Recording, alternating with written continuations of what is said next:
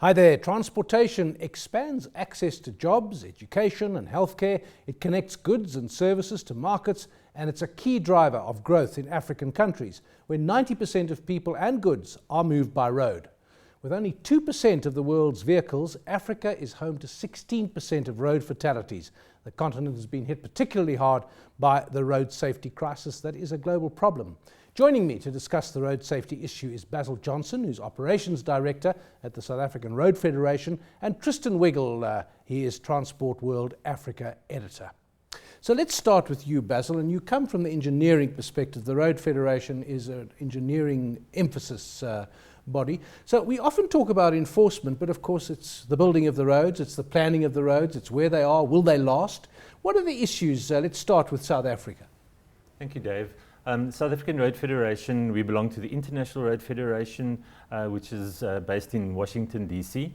We've been going for about 65 years. We represent the larger proportion of road engineers, government bodies like SANRAL, National Department of Transport, a lot of the consulting engineers, and we basically have about 260 members in South Africa. Our main focus is on the engineering side. I run about 42 different courses that we take around the country and into Namibia, Botswana and Zambia, training engineers on how to build roads, how to maintain roads. We also look at a little bit at what we call road safety audits and traffic safety as well basically for the workers that are building the roads. Yeah, when one's out driving and you see people working, you forget how vulnerable these guys are because their car's flying past and they're working on the road. Definitely. Many of them even have big signs up with a guy praying and say, please don't kill us, So it's very important to keep the workers safe while we are constructing the roads. And before I bring Tristan in, how good are we in South Africa and in Southern Africa in terms of engineering the roads? Dave, our major road networks are very good. I think they're world-class standards. If you look at SANRAL looks after about 25,000 kilometers of road in South Africa, and that is a very, very high standard. The provincial roads are maybe not as good, and you do have the potholes on those provincial roads and that as well. But some of them are more pothole than road. I mean, you're being a bit kind. Sure. Yeah. But the major freeways are very good. Well, Tristan, let's bring you in. We'll come back to the engineering aspect and how good the roads themselves are and how well they're designed. Southern Africa, South Africa. In the introduction, I said South Africa has 16% of the fatalities and 2% of the vehicles' roads, whatever. Yeah, that's a very alarming statistic. Africa as a continent rates among the worst for road safety and road fatalities. And there's a number of reasons for that. We talk about infrastructure and road building and whatever. And South Africa is actually in a fortunate position where if you compare ourselves to the rest of Africa, our roads are actually very, very good, world-class roads. That has the effect that vehicles can obviously travel at a higher speed, which can also impact the number of road accidents that we have. But in general, in Africa, we have a lot of pedestrians and we have a lot of guys riding motorcycles, often without helmets and with no protective gear. And even though the speeds might not be as high, when there are accidents, the death rate is actually quite high. Well, we've got very good roads, and let's focus on South Africa. Very good roads in South Africa. One of my theories is that compared to, say, European countries, many of which are much smaller geographically than we are, they have good safety records. We have a very bad safety record on very good roads, and some of the worst accidents are on very good roads. Is it because the distances are so far, people are impatient, they can't stand driving through the Karoo, and they just speed and are negligent? I think, David, it's a combination of those things. If you see the accident that happened over the weekend in the Free State, people are saying that could be driver fatigue.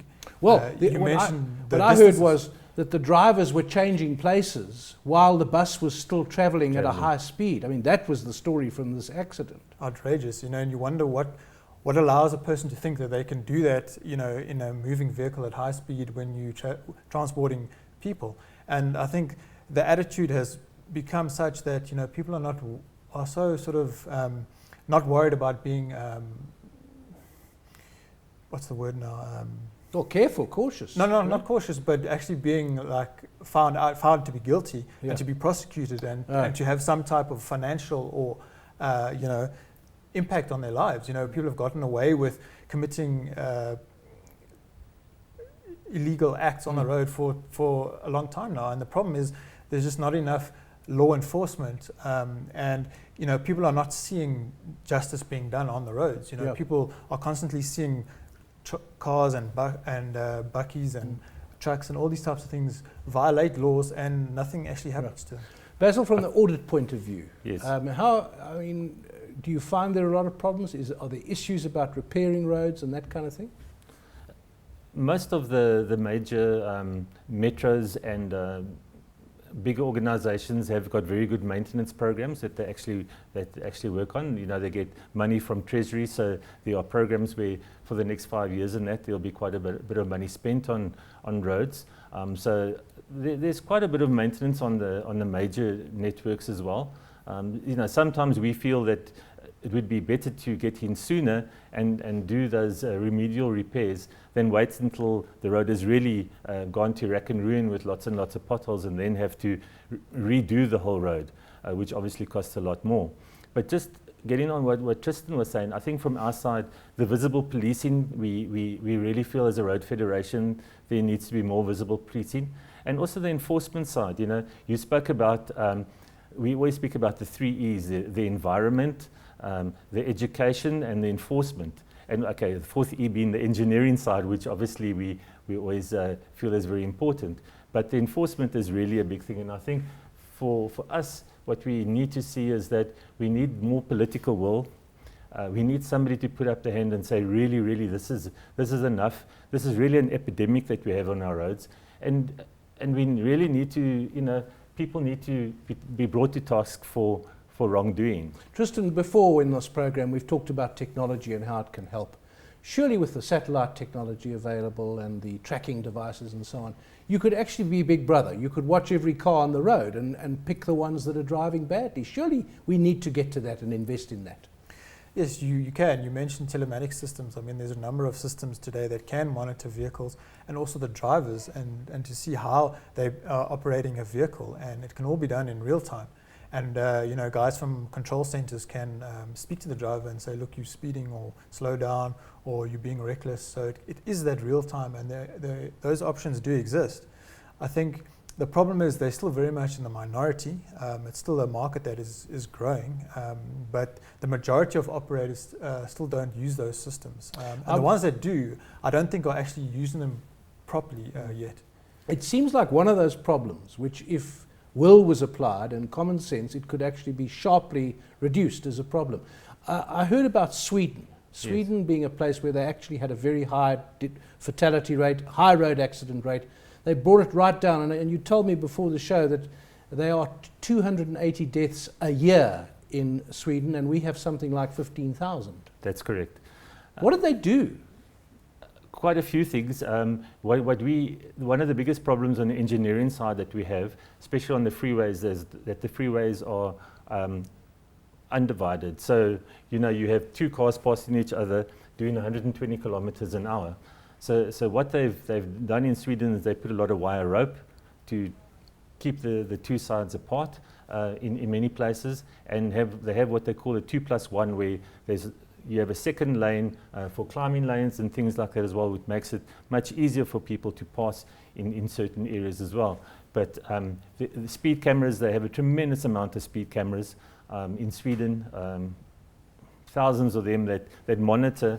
And I think we heard that they issue something like 250,000 fines a year, where I think in South Africa we most probably do that in a few days. So the people obey the rules of the road. I think it's just a culture, and we have to get our South Africa into the same type of culture as well. Friends of mine who've driven in the United States say that everyone drives according to the speed limit, and the speed limit's quite low. It's 80 k's, 50 miles an hour. It's not 120. So what's to be done? Yeah, well, they've got a lot of visible policing, as Basil mentioned in the beginning of the program. And when you commit an illegal act on the road, you get stopped because police will be in the vicinity. They will see it. They will pull you over. and you will be issued with a fine on the spot. So there will be that justice served immediately. And we don't yet have that situation here. Well, what's your sense of the political will? I mean, the Minister of Transport goes and says things all the time, but surely common sense tells you if you invested more in traffic enforcement officers, you'd spend less on all the damage and hurt and upset and delivery and etc. caused by the accidents. Sure, definitely. And they're not accidents, most of them. No. They're incidents. Or crashes. Yes, crashes. Because we feel, and a lot of organizations don't like the word accident because they feel that's something that you could avoid. Yeah. And so a lot of, nowadays people are speaking about crashes. So now, what about the political will? What's your sense? You work with players in this space. The Minister of Transport, I think, is definitely trying her best to enforce a lot of things. We see she went to Brazil in November. What actually happened is President Zuma signed what's called the Decade of Action, which was signed in 2011, where basically the whole world has decided that we just can't carry on with this epidemic that we have, and we have to reduce the amount of road deaths by 2020 by 50%. I think in the new year, or going forward from now, you'll see quite a few initiatives coming forward from Department of Transport. I hope that there'll be more visible policing, which I feel is important. And we really need to see if that enforcement will come in and if people will be basically held for responsible for the things that they've done wrong on the roads. If I can just add to that, Dave, I think the intention of the Department of Transport in road safety is a good one. However, I think that, especially in recent times, the partnership with players in the transport industry has distanced. You think about the minister planning to introduce truck bans for 6 hours in a day without really consulting the transport industry to find out what impact that will have on the economy and the logistics and the costs and all that. Well, it sounds like madness, doesn't it? How do you stop trucks in their tracks when they're delivering through the day and night? Well, unfortunately, it sounds a bit like a knee-jerk reaction, which a lot of the time is what is happening, as opposed to having a sort of medium-term and longer-term campaign or sort of a strategy to fix a problem. It's kind of like, well, let's do a campaign now whilst it's Easter so that we can get good press. Or in fact, I heard that the death rate at Easter and Christmas was actually lower than average because of all the enforcement. Sounds a lot. It's worse when they're not enforcing it. Final word from you, Basil. On the one hand, it's the facilities, the infrastructure, the engineering. On the other hand, it's the usage. What's the balance of the problem? 50-50, 60-40 in terms of enforcement versus plant engineering? I'd say it's more 90-10, 90 enforcement. In other words, 90 human error, Yeah. human negligence and recklessness. That's the issue. Thanks to my guests, Basil Jonsson, he is Operations Director at the South African Road Federation, and Tristan Wiggill, Transport World Africa Editor. We'll be driving more issues and challenges affecting the logistics and fleet management sector. For now, though, good evening.